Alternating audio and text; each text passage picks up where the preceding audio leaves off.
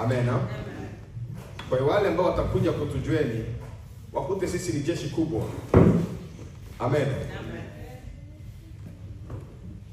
Wakute tuna wasimamizi ambao wanaweza kusimamia huduma hata kama mwalimu hayupo. Wakute kuna watu wamesimama kabisa. Amen.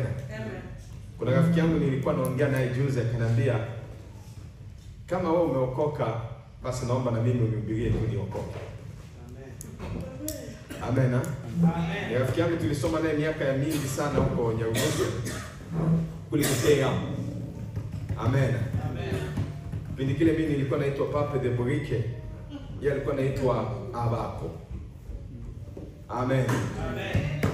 Akaniambia, kama wewe umeokoka unaanza kuhubiri maneno ya Mungu, naomba uje tu na mimi unihubirie niokoke, maana naona Mungu ameanza kukutumia. Amen. Kwa hiyo na mimi natamani wale ambao watakuja wakute kuna timu iliyookoka vizuri. Amen. Kuna timu ambayo ina uwezo wa kusimama ikiongoza ibada ya maombi hata ni saa moja ama masaa mawili. Amen. Mungu atubariki sana. Amen. Basi nilisema tukaribishe mhubiri. Mhubiri ni mimi tena. Nitajikaribisha. Amen. Basi maandiko yanasema Mungu anamtafuta mtu mmoja aliye na akili. Kwa kitabu cha Zaburi ya 14 mstari ule wa 2. Mungu anamtafuta mtu mmoja. Tuko kwenye harakati ya kumtafuta mtu mmoja. Amen. Amen.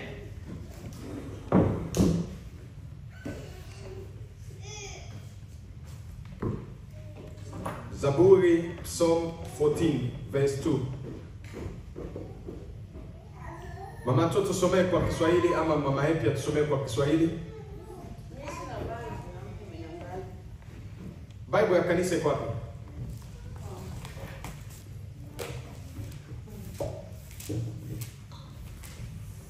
Yes. Tunataka jeshi kubwa. Psalm 14 verse 2. Zaburi 14 mstari wa 2. Mimi nimeshapata kila nataka na nini msome. It says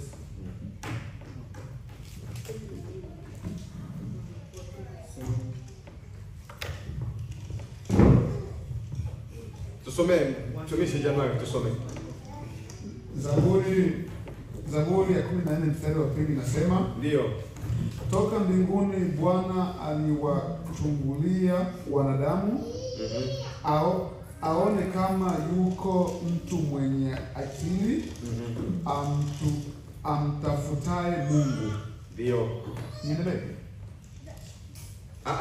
Endelea mpaka mstari wa 3. Mstari wa 3 unasema, wote wamepotoka,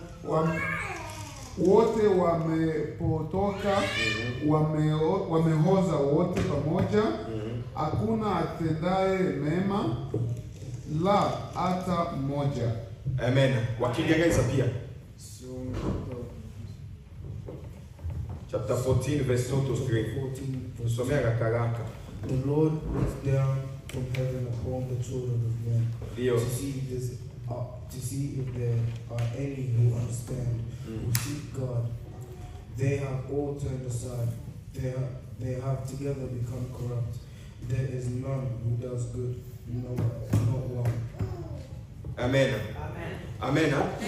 Maandiko yanasema toka mbinguni Mungu amechungulia wanadamu,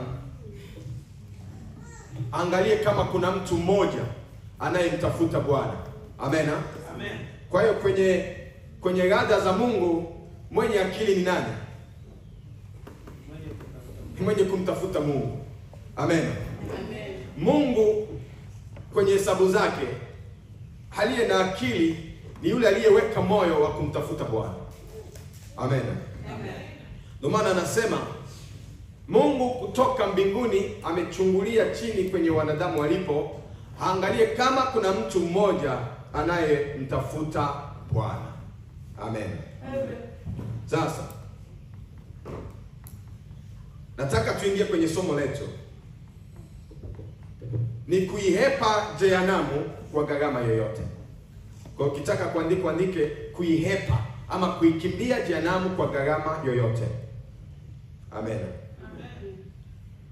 Kuikimbia jehanamu kwa gharama yoyote. Mathayo 18. Mathayo 18. Anza mstari wa 8 mpaka 9.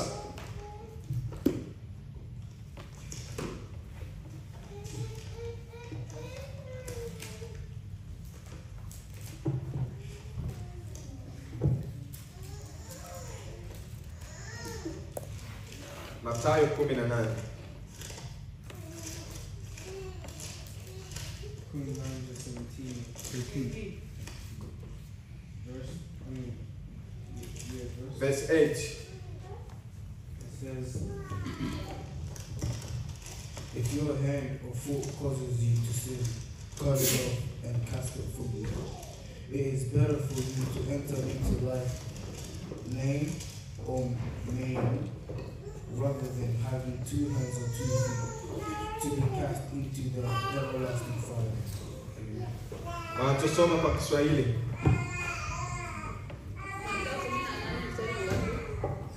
Wa 8 mpaka 9. Inasema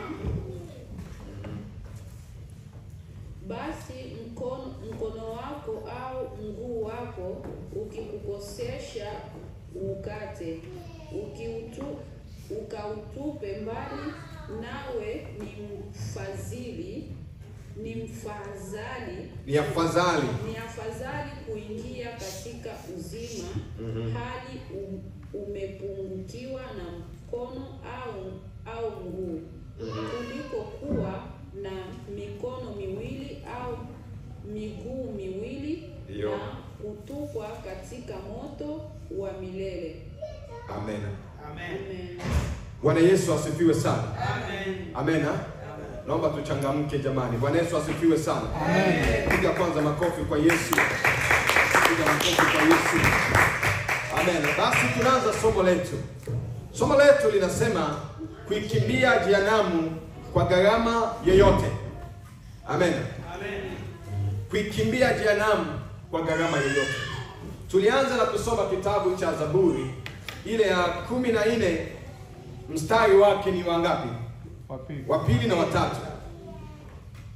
Inasema Mungu kutoka mbinguni anachungulia sisi wanadamu, angalie kama kuna mtu aliye na akili anayemtafuta Bwana. Amen. Amen. Njia mojawapo ya kuikimbia jehanamu ya moto ni kuweka akili ya kumtafuta Bwana. Amen. Amen. Tusipokuwa na akili ya kumtafuta Bwana, inawezekana tukaingia na viungo vyetu vyote jehanamu. Mungu anajaribu kuonesha uzito ulivyo. Anajaribu kuonesha makali ya jehanamu ilivyo. Anajaribu kusema, sikilizeni, ni afadhali aingie mtu akiwa na mguu mmoja. Ukisema mguu mmoja, wale Waingereza wananielewa. Elias, unaelewa mguu mmoja nini?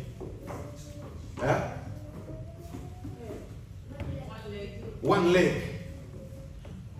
Mnaelewa? Mungu anasema hivi, it's better for you to make heaven with one leg than making hell with 2 legs. Amen. Amen. Anasema it's better for you to make heaven with one arm than making hell with 2 arms. Amen. Amen. Kuna statement ngumu hapa anatoa Yesu. Amen. Amen. Tutafika huko. Amen. Amen. Jumana kwanga very smart. Amen. Amen. Anataka kukimbia jehanamu, anauliza tu ni ukate sahihi ama baadaye. Tutafika huko baba. Amen. Amen. statement hizi ama maneno haya Yesu anajaribu kuongea kuonesha uzito wa jehanamu ulivyo. Amen. Amen. Anasema pia ni afadhali kung'oa hata jicho. Kama jicho lako linaweza kusumbua, plug it out. Yaani jicho lako ndo tatizo, plug out. Ni afadhali uingie mbingu ukiwa kipofu, as a blind man or blind woman, kuliko kuingia jehanamu ukiwa na macho yako yote mbili. Amen. Sasa nini maana ya mifano hii? Nataka tuyachambue pole pole. Mungu ndiye aliyetuumba, ni kweli? Mungu alituumba na viungo vyote. Akatupea macho itusaidie kuona. Amen. In fact, kuna maandiko mengine Mungu anasema taa ya mwili ni macho. Amen. Amen. Taa ya mwili ni macho. Kwa hiyo macho ni muhimu, lakini pia mkono ni muhimu, mguu pia ni muhimu. Anajaribu kuonesha mkono ni baadhi ya viungo muhimu kwenye mwili wa binadamu. Amen. Amen. Nilipata mtu wa kutranslate. Msifikia watoto wanasikia Kiswahili, hawasikia hao. Amen. Mwalimu tusaidie tu. Msaidie mtumishi microphone pale. Atusaidie kwa kutranslate. Ni kutranslate ama kuinterpret? Kuinterpret. Yes. Mimi naomba niongee kwa Kiswahili. Sasa watangangana na Kiingereza huko. Amen. Amen. Mungu anasema hivi. God says this. Kuna viungo muhimu kwenye miili yetu. There is a lot of members of the members of our bodies. Amen. Amen. Anasema kuna macho, kuna jicho, kuna mkono, kuna So mguu. God says that in our body we have one body, but it has a lot of members. We have eyes, we have arm, we have legs, we have everything. Yes. Nini maana ya mifano hii? What is the reason or the importance of this one? The meaning of this Amen. mifano? What is that? Parables. Yeah. Amen. Okay. Mungu, mifano hii ni watu wanaotuzunguka. So the parables are some of the people who are around us or surround us. Amen. Amen. Wale watu muhimu ambao sisi tunawathamini. So the important people who we put on our side, Amen. or we consider a lot. Wale ndo miguu. Those are the legs. Wale ndo mikono. Those are the arms. Wale ndio macho. Those are the eyes. Amen. Amen. Sasa hawa watu hawa, So these people, kulingana na mifano ya Bwana wetu Yesu Kristo, according to the parables of our Lord Jesus Christ, wanaweza kutupeleka jehanamu. so they can take us in hell. Amen. Amen. Wanaweza kutupeleka jehanamu. They can take us in hell. Rafiki yako anaweza kukupeleka jehanamu. Your best friend can take you in hell. Ndugu yako anaweza kukupeleka jehanamu. Your relatives can take you in hell. Ama hata majirani wanaweza kukupeleka jehanamu. Even your neighbors also can take you in hell. Hawa ndo miguu, ndo mikono, ndio macho. Those are the legs, arms, or eyes. Amen. Amen. Ni viungo muhimu kwenye maisha yetu. They are the members, the very important members in our body. Lakini tusipovitumia vizuri vinatupeleka jehanamu. But if we are not carefully, they can take us in hell. Amen. Amen. Kwa hiyo Juma, mkono na mguu ni watu. So Juma, leg and arms are some people who you live together. Amen. Amen. Ni watu. They are people. Haya macho yanayoongelewa hapa ni watu. The eye that we spoke here, or it is spoken here, it is the people who you live together. Amen. Amen. Yesu anasema hivi, Jesus says this, hawa watu those people, wanaweza kutufanya tukaikosa mbingu na tukaingia they jehanamu. can make us to miss heaven and the enter in the hell. Amen. Amen. Wanaweza kutukosesha mbingu. So they can make us to not get heaven. Kwa Yesu anasema hivi, So Jesus says like this, ni afadhali kuachana nao, it is better to leave them, unakaa peke yako, you live alone, kuliko kwenda wote wawili jehanamu. so instead of both go in hell. Amen. Amen. Kuna marafiki wengine, There is some friends, kila mara mkikutana nao every time you meet with them, ni mtatenda dhambi tu. you will make sin every time. Wangapi wamekutana na marafiki wa namna hiyo? How many of those have met the friends that Wangapi once wamekutana na they watu wa meet namna they hiyo? do sin? Wengi eh? Many. Mimi nilikuwa na rafiki wa namna hiyo. I was also having one of friends like that. Mimi nang'ang'ana upande wangu niokoke vizuri. I'm trying myself to be saved properly. Lakini nikikutana naye, So once I met with that friend, anakufanya utende dhambi tu. so he makes me to do or to enter in the sin. Unajua kuna dhambi aina nyingi. You know there is a lot of types of sins. Kuna dhambi ile unashiriki, There is a sin that you yani una commit dhambi wewe mwenyewe kabisa. you do a sin that is coming from yourself. Na kuna dhambi zingine unashirikishwa. And there is also a sin that people can make you to do that. Amen. Ha? Amen. Sasa huyo rafiki yangu yeye That friend of mine, halikuwa na wajane wengi, acha niseme tu. he hivyo. was Alikuwa na wajane having wengi. also some concubines. Sasa hawezi kukwambia twende kwa wajane. So he cannot tell you to go to concubines. Yeye anakuambia twende tu hivi, twende tu hivi. So he was telling me, let's go this side, let's go this way.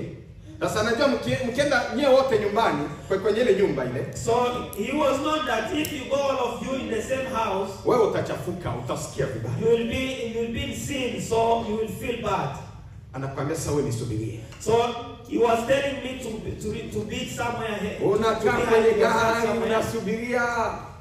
Then you wait.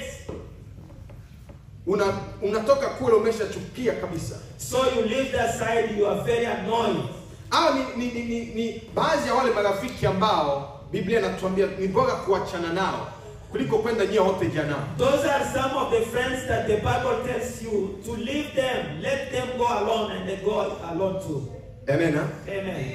Ni afadhali ukae peke yako It is better to remain alone kuliko kuwa na rafiki instead of having a friend ambaye atakuingiza jehanamu. who can take you in sin. Jamani, sijui kama inaeleweka. Am I understand? Inaeleweka hivi? Do you understand me? Ninaeleweka? Amen. Amen. Amen. Hao ndio watu tunaoongelea hapa. Those are the people we talk about them here. Watu ambao People like kila mara mkiwa nao the people who every time you are with them, mtaanza kusengenya watu you wengine. will commit or you will talk other people in a bad way. Amen. Ha? Amen. Yani there is no way mtakaa amjafanya gossip. There is no way you can gossip with them. Amen. Amen. Hao Biblia inasema ni miguu kata kabisa. Those, the Bible says that those are the legs that you have to cut out. Your Amen. body. Amen. Mtu yeyote Everybody anayeweza kukufanya ukaikosa mbingu who can make you to miss heaven, ndo mguu wako, those are the legs, ndo mkono wako, arms, ndo jicho lako. eye. Amen. Amen. Hao watu wanakuwa na ushawishi. Those people, they have influence. Amen. Amen. Ukikutana na mtenda dhambi Once you meet a sinner ambaye hajaokoka, a sinner who is not saved again, kama haujamwokoa wewe, if you don't save him, you, anakubadilisha wewe. he will change you. Amen. Ha? Amen. Uliza wengi waliorudi nyuma. So ask many people who backslide. Walianza kuwa vizuri wakiwa peke yao. They started well while they were alone.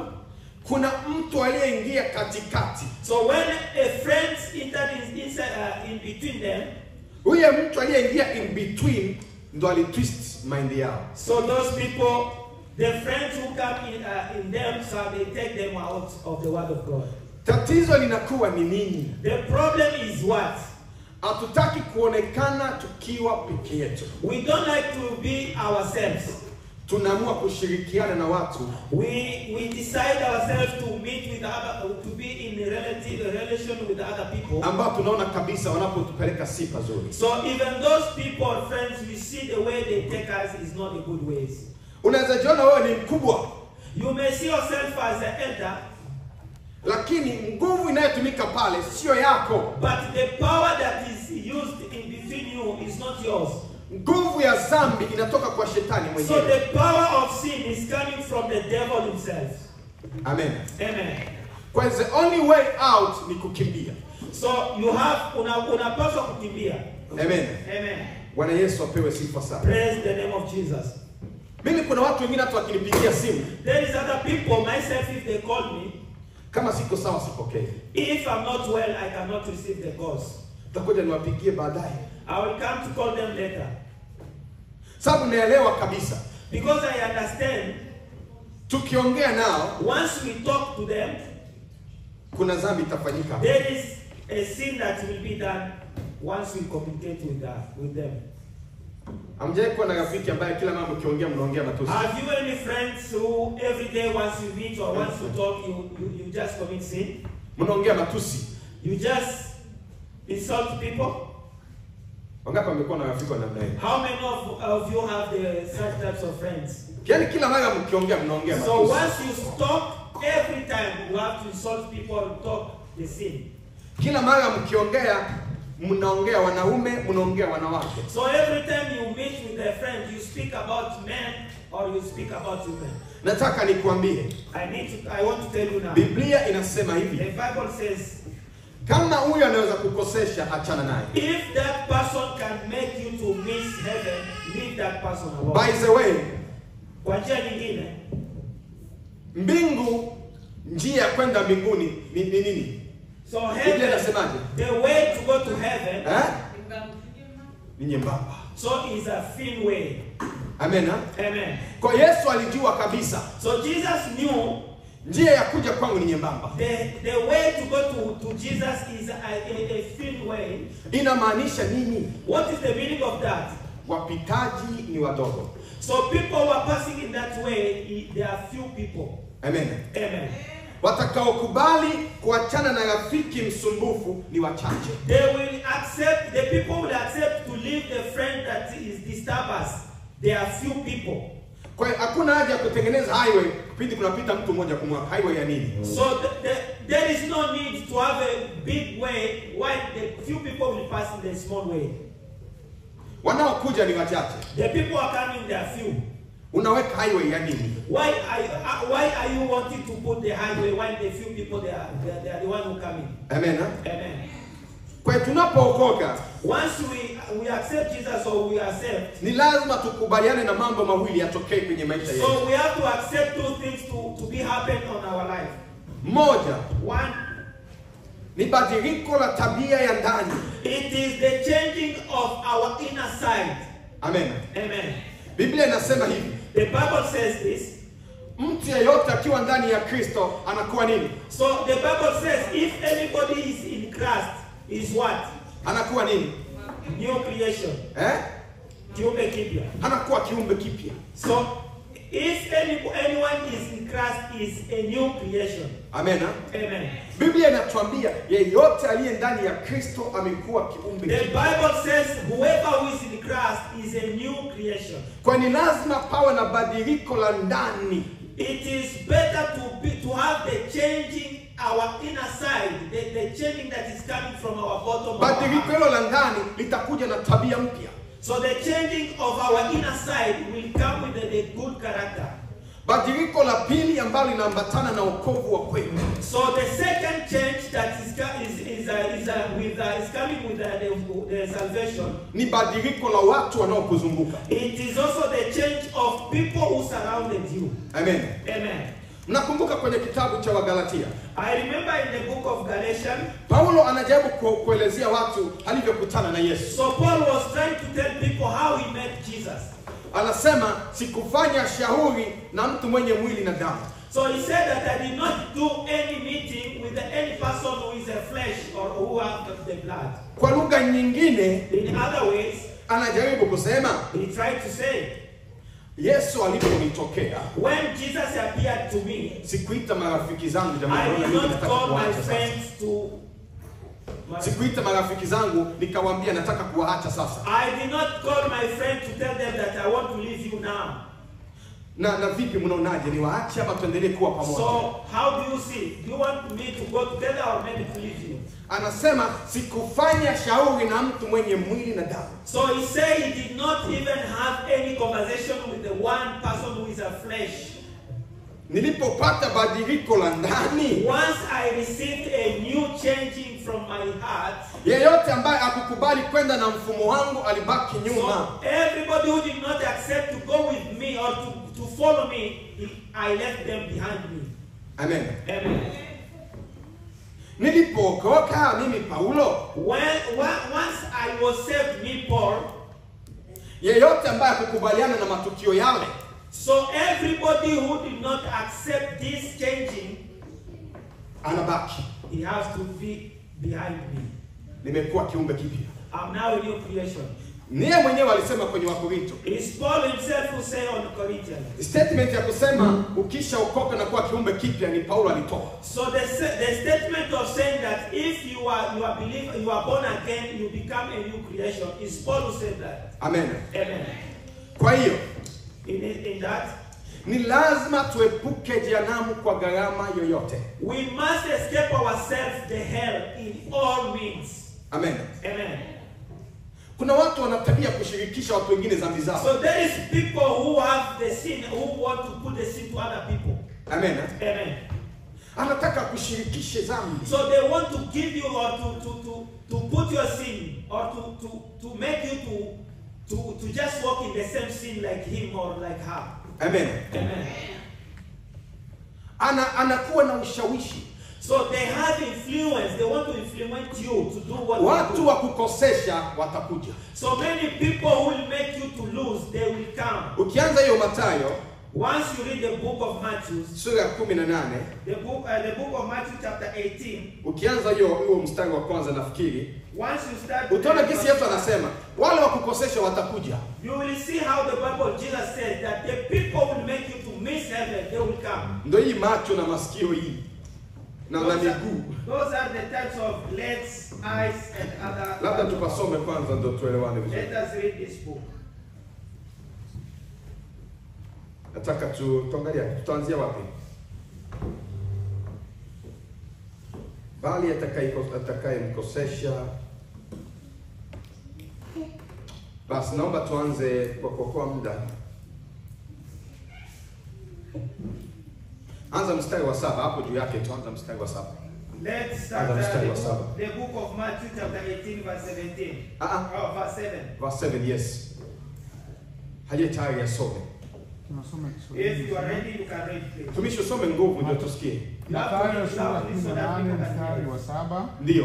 unasema, ole ni wa ulimwengu kwa sababu ya mambo ya kukosesha, Ndio. maana hayana budi kuja mambo ya kukosesha, lakini ole wake mtu yule aliletaye jambo la kukosesha. Amen. Kwa Kiingereza. The book says, in this following words, vow to the world because of stumbling blocks, for of necessity there will be stumbling blocks. But woe to that man through who the stumbling blocks comes. Amen. Amen. Unaona maandiko haya. Biblia kwa Kiingereza inawaita ni stumbling blocks. Amen. Amen. Yaani watu wanaoleta mambo ya kukosesha. Amen. Amen. So the Bible calls these people the stumbling blocks. The people bring something to make you to not have heaven. Amen. Amen. Hawa wanaleta mambo ya kukosesha. So those people bring the stumbling, they bring the blocks in your life. Ndo jicho, Those are the eyes. ndio mkono, those are the arms, ndio mguu unaoongelewa hapa. those are the legs that are spoken here. Ndugu zangu mnayenisikiliza hapa, Brothers and sisters who are listening to me here, hao watu wako kwenye maisha yetu. those people, they are in our lives. Usifikiri ukiokoka watakuacha. Don't think that once you are saved again, those people will leave you. Unaamua peke yako. You have to decide yourself. Amen. Amen. Hakuna karama ya kuacha dhambi. There is no any miracles to leave the sin. Hakuna karama, gift. There is no gift to leave the sin. Hakuna karama ya kuacha dhambi. There is no gift to leave the sin. Unaamua kuacha dhambi. It is your decision. You have to decide yourself. Kisha Yesu anakupea nguvu. So that Jesus can give you strength. Na Yesu kila mara anakuwa mzuri. So every day Jesus is good. Ukiachana na bad friends, atakupea some good friends. Once you live with the bad friends, Jesus will give you good friends. Amen. Amen. Amen. Amen. Hivyo ndio jinsi Mungu wetu alivyo. That is the way that our God is. Ukiachana na watu wanaokosesha, Once you leave the people who make you to miss to heaven, stumble, who stumble you, utakutana na watu watakao kusaidia kwenye safari ya you kwenda will mbinguni. meet with people who will help you in the journey to go to heaven. Jamani, tunaelewana? Sijui kama Are mnanielewa. we together? Mnanielewa? Elias, unanielewa? Elias, are we together? Kama mnanielewa ni vizuri. If we are together, Ama niende pole pole. do you want me to go slow? Sauti iko sawa? The voice is good? Okay. Bwana Yesu apewe sifa sana. Amen. Tunaongea kwa kuikimbia jehanamu kwa gharama yoyote. We are talking about to run away of hell in all means. Na njia mojawapo ya kuikimbia jehanamu kwa gharama yoyote So one way to run hell in all means, ni kuweka akili kumtafuta Mungu. one of the way is to put your mind to look for God or to search for God. Njia nyingine ya kuikimbia jehanamu Another way to run for hell, ni kuachana na watu wanaokosesha. just make sure you leave the people who can struggle you. Amen. Who can put a plug on you. Mtunzi wa methali anasema hivi, ile methali ya kwanza kabisa. The one who wrote the Proverbs chapter 1. Ukianzia pale verse 10 utaona maandiko mazuri sana. So once you start Proverbs chapter 1 verse 10, you will see good scripture there. Tusome. Read for us. Proverbs chapter 1 verse 10 up to, let's see, up to 15. So Proverbs chapter 1 verse 10 up to 15. Yes, please read quick. My son, if sinners should entice you, do not consent to them. 11. If they should say, come with us, we will lie in wait for blood. We will lay traps against the innocent without cause. 12. Let us swallow him alive like hell, and the whole like one descending into the pits. Ndio. 13. We will discover every precious substance. We will fill our houses with the spoils. 14. Cast your lot with us. One use will be for us all. Number 15. My son, do not walk with them.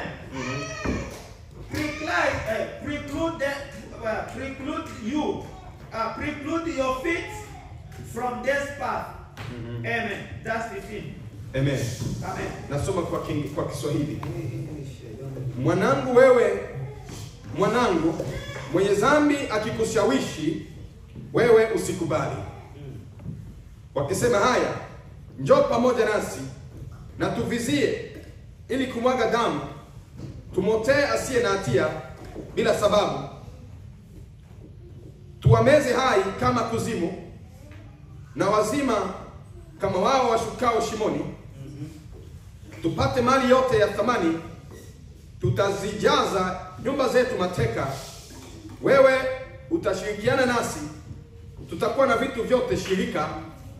Mwanangu, usiende njiani pamoja nao. Uzuie mguu wako usiende katika mapito yao. Amen. Bwana Yesu apewe sifa sana. Let the name of Jesus be glorified. Amen. Amen. Mumwache mtoto na amani jamani. Bwana Yesu apewe sifa sana. Praise the name of Unaona Jesus. nguvu ya hawa watu. You see the power of those people. Mtunzi huyu anasema hivi. The author of this book says, Mtu mbaya a bad person, ama mwenye dhambi a sinner, akitaka ushirikiane naye usikubali. so once a sinner wants you to work together, just refuse them. Usikubali. Don't accept. Amen. Amen. Hawa watu wana nguvu ya ushawishi. Those people, they have power to influence somebody. Amen. Amen.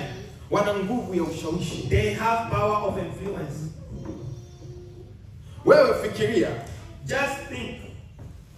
Adamu na Hawa, Adam and Eve, wale watu walikuwa na nguvu za Mungu ambazo sio za kawaida. Adam and Eve have the power of God that cannot be compared. Wale walikuwa natembelewa na Mungu kama jinsi unavyotembelewa na rafiki yako kila siku. Those people, Adam and Eve, God was visiting them like the way your friend is visiting you every day. Adam alikuwa na mamlaka na uweza Adam have the power and authority ya kusema chochote na kinakuwa hivyo. So Adam was having the authority and the power to speak everything, and those things can happen. Amen. Amen. Wewe ujiulize, mtu aliyepewa mamlaka na uweza wa kupanga manyama yote majina yao. So just ask yourself, a person who was given the authority and the power to just name all the animals that is on the Hata nyoka iliyomfanya kamkosea Mungu, yeye alipanga jina nyoka. even the snake that makes him to be against God is the one who gave the snake the name of snake. Amen. Amen. Lakini nguvu ya shetani iliingia ndani ya nyoka But na akapitia hapo. the power of devil entered in the snake, and the snake makes Adam to fall down. Amen. Amen. Ndio maana maandiko yanasema hivi, That's the Bible says like this. wewe usikubali. Don't accept. Mwenye dhambi akikushawishi usikubali. If a sinner influence you, don't accept. Amen. Amen. Ni afadhali uende peke yako It is better to go alone kuliko mkiwa wengi mkaingia jehanamu. instead of being many and you go in hell. Kuna msemo unasemwa, There is a sentence that says, kifo cha wengi ni harusi. the death of many is like a wedding. Wangapi wanakubali ni How harusi? many of people believe that? Wangapi wanakubali kifo cha wengi If ni harusi? you are many who dies, then it's good. Lakini mifano hiyo haipo. These examples are here in the Bible. Si tunasikia watu wanasema hivyo. We hear people say that better die many instead of Wanasema ati the death of many is like a wedding. How can a death of many be a wedding? namna gani kifo cha wengi kinaweza kuwa harusi? If your brother is not dead, then you can say what you want to say. Amen. Huh? Amen. Unajua wengi wanasema the death of many is a wedding if your relative is not among them. Najua wengi wanasema kwamba kifo cha wengi ni kizuri kama ndugu yako hayumo pale. Si ni kweli? Ione harusi wewe. Alikufa mke wako, wewe sema harusi sasa. If your wife died, can you say wedding? Hiyo ni harusi sasa. That is not a wedding. Lakini mifano hiyo sinasemwa. Those examples are spoken. Hiyo ni mifano ya kukufariji kwenye dhambi. Those are the examples that make you that encourage you to do the sin. Ati hata jehanamu moto tutazoea. So even hell, the fire of the hell will be. Kama tu ya jiko hiyo wewe hauwezi. Moto tu ya microwave hauwezi. Utaweza ya jehanamu. The small fire of microwave is very hard to us. How do you think the fire of the hell? Amen. Amen. Kwa hiyo kifo cha wengi ni harusi, ni mfano wa kipepo. So a death of many people is like an example of the devils or the demons. Amen. Amen. Wewe uende ambia mtu anayemlilia mpendo wake, utafute mahali kuna mtu alifisha. kisha wewe useme unajua leo kulikufa wengi, kwa hiyo kifo cha wengi ni harusi. So yourself just look the place where somebody is mourning about his relatives. Wewe ndio mwambie hivyo. You go and tell him or her that you see, death of many is like a wedding. Ama wewe ukiambiwa hivyo utajibuje? So if yourself you are mourning, can you feel better if somebody tells you that the death of many is a wedding? Lakini watu wanasema, but people says, nataka nikwambie hivi. I want to tell you this. Milioni ya watu walio jehanamu, the million of people who are in hell, hawajawahi kuiona ni harusi. They were not yet seen that being there is a wedding. Hawajawahi kuiona. They never seen that. Sababu ile keki ya bwana harusi na bi harusi hawajawahi kuipata. So because the cake of the weddings, they never get ile keki hawajawahi kuiona. Kwa hiyo inakuwaje harusi? How they never see the cake and then you say them that is a wedding. Amen. Amen. Hawajawahi kusikia maneno ya kufariji. They have never hear even the word for encouraging them. Hawajawahi kusikia wakiambiwa ukitubu leo utatoka hapa. Hawajawahi kusikia maneno hayo. If you surrender yourself today, you will be okay. Never. Amen. Amen. Biblia inasema moto ule unawaka usiku na mchana. The Bible says that the fire of hell is 24 hours lighting them. Kisha wewe unakubali kuingia kwenye moto yule sababu ulikataa tu kuachana na rafiki ambaye haeleweki kabisa. Then you accept yourself to be in that fire because you refuse to leave your friends who is making you to miss hell. Hakuna wokovu pasipo kuachana na rafiki asiyoeleweka. So there is no salvation if you don't accept to leave a friend who cannot make you. Wengine wanasema tulikomaa naye, so what? So another person tells you that we grow together. So what if you grow together? Najua mimi na ndugu tulijuana miaka mingi. You know, me and my relatives or my friends, we knew one another a long time ago. Kama akushawishi kufanya dhambi, that's okay. So if that person that influenced you to do the sin, yes, it's good.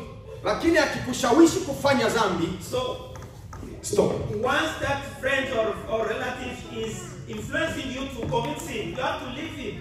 Hata kuwe tu ule mtu aliyekuwa rafiki yangu. Let us that person to remain that person was my friend.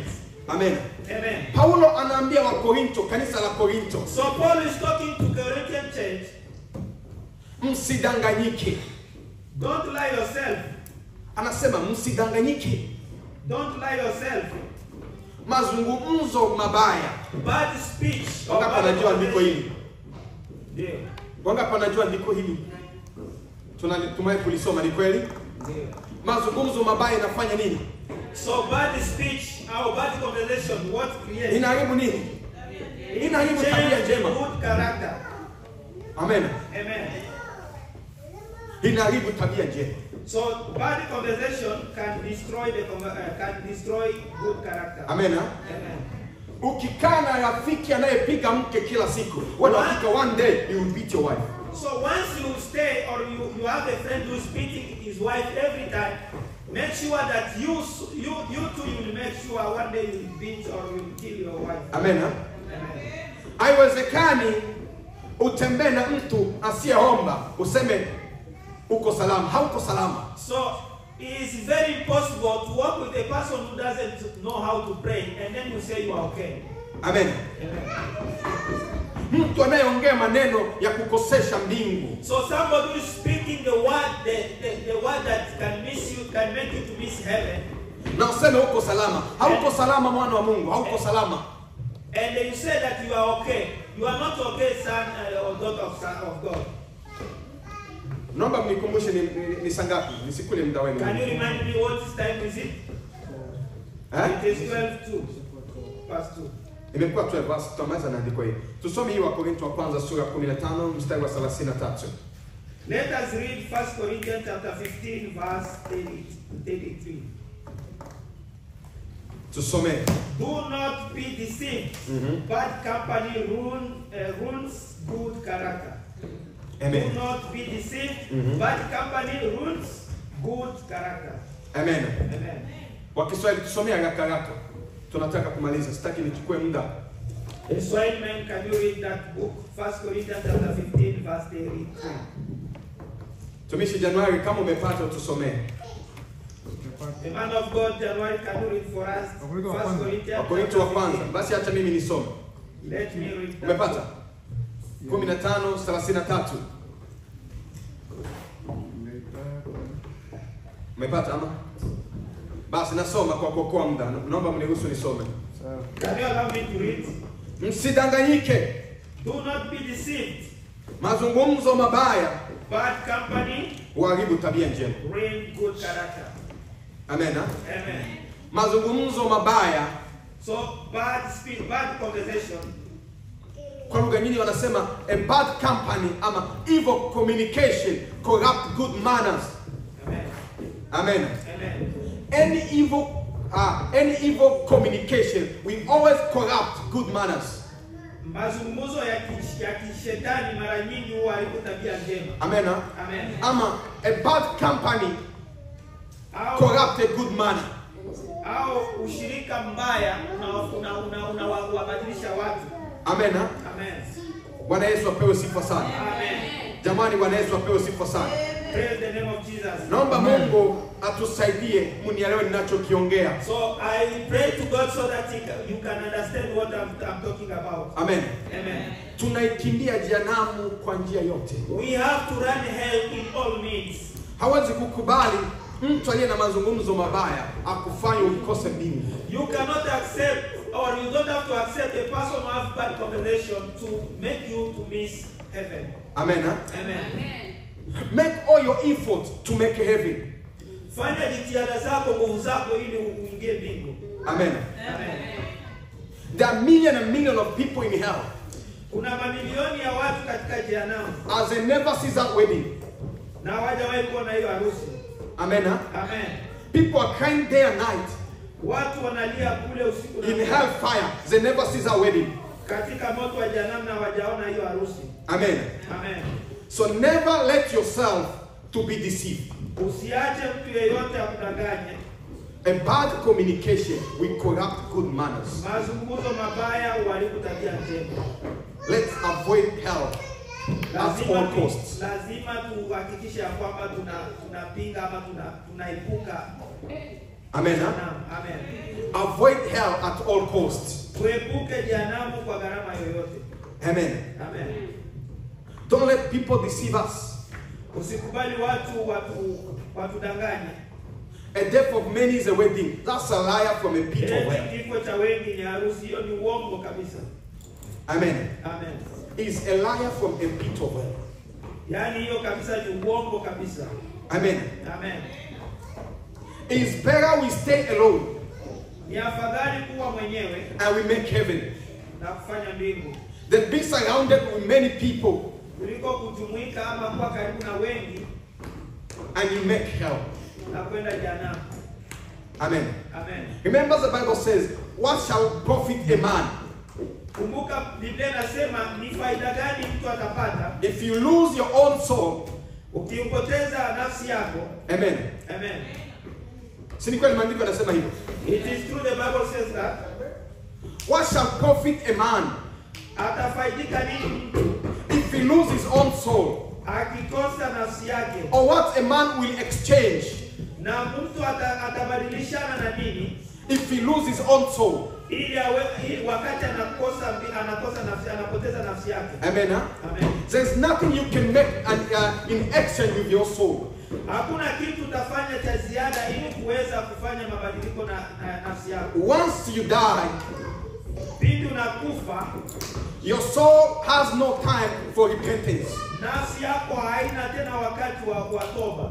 Amen. Amen. So we can only amend our way when we're still living. Lazima tufanye jitihada kwa kufanya mioyo yetu ama nafsi zetu kuwa sawa wakati tungali hai. Amen. Amen. This is the only time we can change our way of living. Hii ndio wakati wa kuweza kubadilisha njia zetu za kuishi. Check all your friends. Check all your surroundings. Angalia marafiki zako, angalia wanaokuzunguka. Are they pushing you to know God? Wanakupeleka ili kujua Mungu Or they are pushing you away from God? ama wanakupeleka nje ya kumjua Mungu? Amen. Amen. Check all your surroundings. Check all your friends. Hebu angalia wote wanaokuzunguka. Tazama marafiki zako. Check the conversation. Chunguza mawasiliano yenu. Is it pushing you to know God? Hayo mawasiliano yanakufanya umjue Mungu Or it's pushing you away from God? ama yanakufanya ikupeleke mbali na Mungu? Then you give your own answer. Na utajipa jibu mwenyewe. Amen. Amen. Don't be deceived, the Bible says. Usiweze kudanganyika. You better stay alone. Ni afadhali kuwa mwenyewe, Die and make heaven, kufa na kuingia mbinguni, than staying with a bunch of people na kuliko kuwa na umati wa watu and make hell. na kufanya mbingu. Make hell. Kuingia mbinguni. No. Kuingia jehanamu. Make hell. Kuingia jehanamu. Amen. Huh? Amen. So please, let's all stand up. Let's all stand up. Let's all stand up. Tusimame, tusimame. Let's all stand up.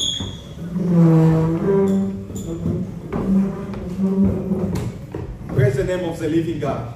Bwana Yesu asifiwe. I pray, sir, God can change our hearts. Naomba ili kwamba mioyo yetu ibadilike. I'll pray today, Nitaomba leo so God ili Mungu can change our surrounding. ili abadilishe wanaotuzunguka. Amen. Huh? Amen. When you get back home, Pindi utarudi nyumbani, check people that you always communicate with. angalia wale unaozungumza nao mara kwa mara. Check your conversation.